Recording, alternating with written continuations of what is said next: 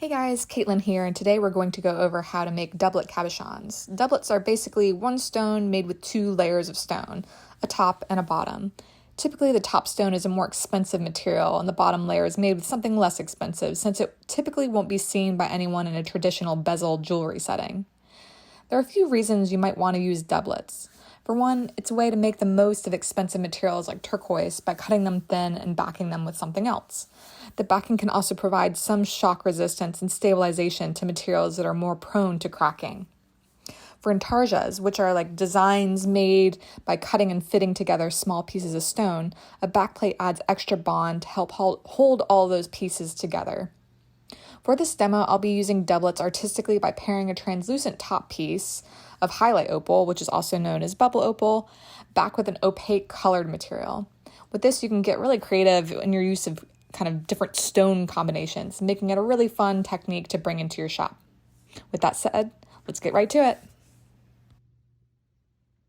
Well, you can make doublets with two opaque pieces on top of each other, fixed on top of each other. Today, I'm going to go over using a transparent material. This is hyalite opal, also known as bubble opal, from the Rock Dreams claim in Milford, Utah. I just love the light play it has in it, especially when you have it fully polished. It has a lot of really neat light play in here. So I brought out a few different materials that might be potential kind of back plates for my doublet. I've never done any with red, but I thought that could be kind of cool.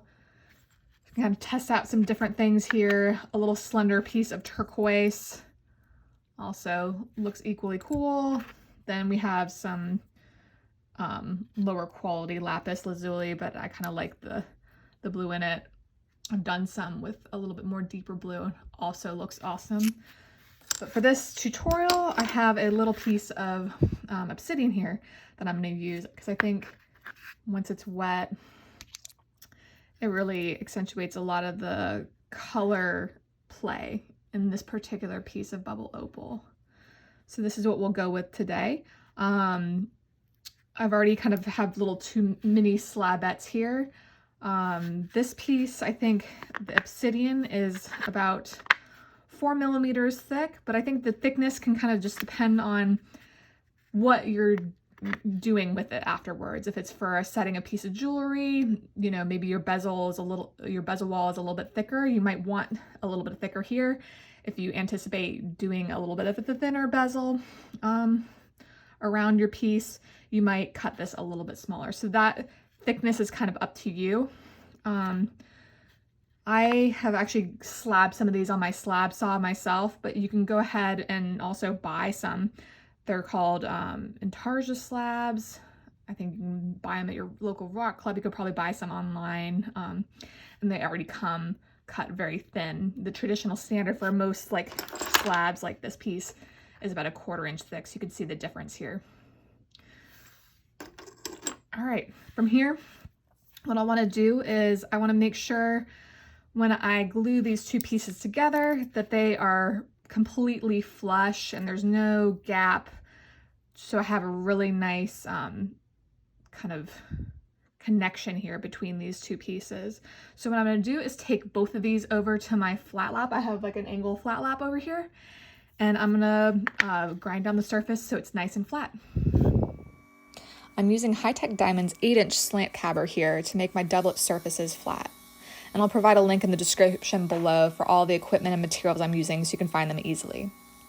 A little trick I learned from one of my lapidary workshops is to use either a pencil or permanent marker to draw all over the surfaces that you want flat. As you check your pieces when you're grinding, you'll know your surface isn't completely level and you still need to spend more time cutting if there are still markings left.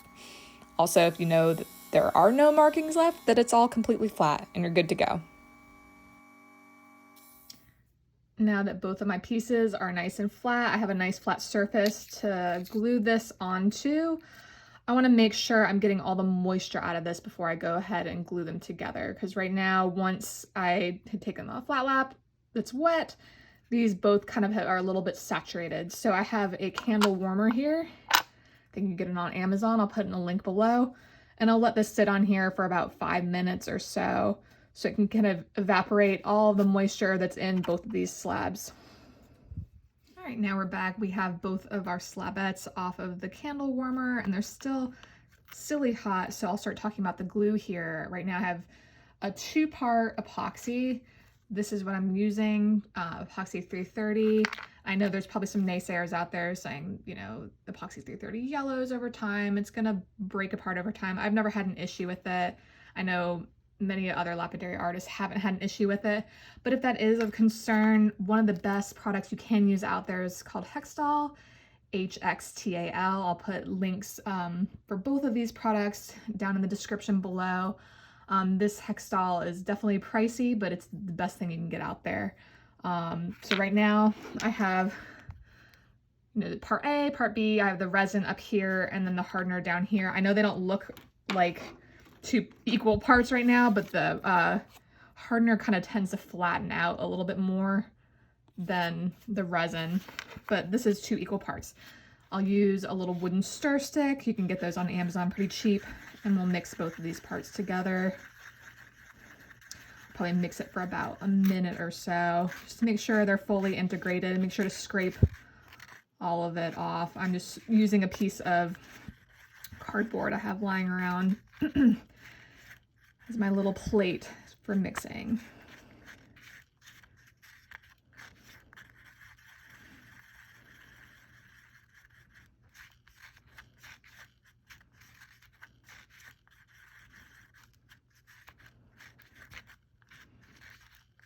All right, once we've taken some time to really mix up our glue pretty well, we're gonna add a little light layer of glue on both of our surfaces. So both the bottom piece, which is my obsidian here, kind of scrape it all around, make sure it's over everything here, and then I'll also do the back side of my bubble opal here.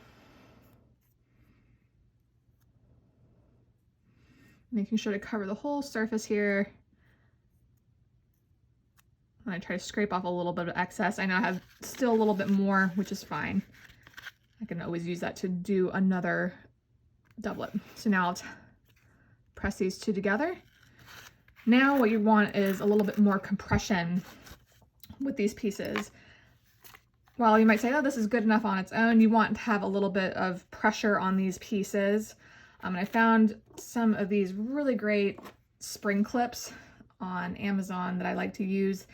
They come in a variety pack of some different sizes, some small, some medium, and then some even bigger pieces. I think for this particular piece, I might as well just use 2 smaller clips for this. So I'll start at one side here, and they do kind of slide around a little bit, so you might have to play around with a little bit to make sure that your top piece doesn't end up overhanging the bottom piece here. All right, so with that, I have a really nice little rock sandwich here. And this should be ready to go. If you want to clean up a little bit, you could probably take, you know, your wooden dowel or your wooden stir stick and kind of scrape off some of the excess, but I don't really find that too necessary because you're gonna end up cutting that off anyways once you go to make your cabochon. But anyways, I will leave this to cure overnight, 24 hours. Sometimes you can get away with a little bit less, but I like to have that long cure time. I think it should be dry in like 1 to 2 hours, depending on how humid and or cold or warm it is outside. But I think 24 hours, then you really know for sure that it's not gonna pop off when you wanna go work with it.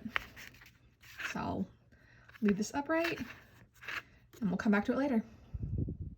All right, we're back. We've let our epoxy 330 cure for over 24 hours now. We can take our clips off.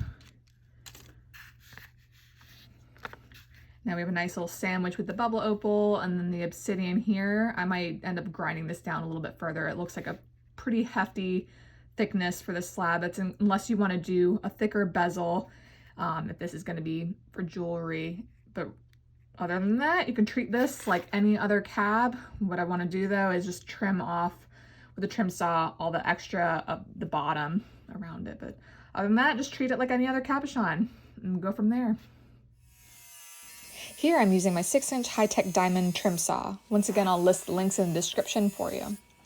Next, I do my rough shaping on my Cab King's 80 diamond wheel, working the girdle, and I'll start doming a little bit.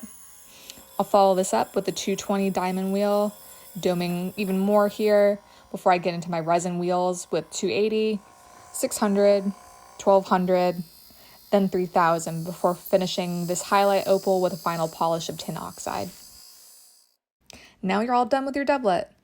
I feel like this bubble opal looks completely different with an obsidian backplate and actually accentuates the bubbles flash and any other color inclusion even more. What's great is that when I use this stone on my jewelry, you won't even see the doublet seam since the silver bezel will be covering it. I make sure to polish the backside also in case I want to cut out backplate if I set this for a pendant or a ring. With endless possibilities for this technique, I hope you enjoyed my doublet tutorial and try it out sometime soon. Thanks for watching and happy cabbing, y'all!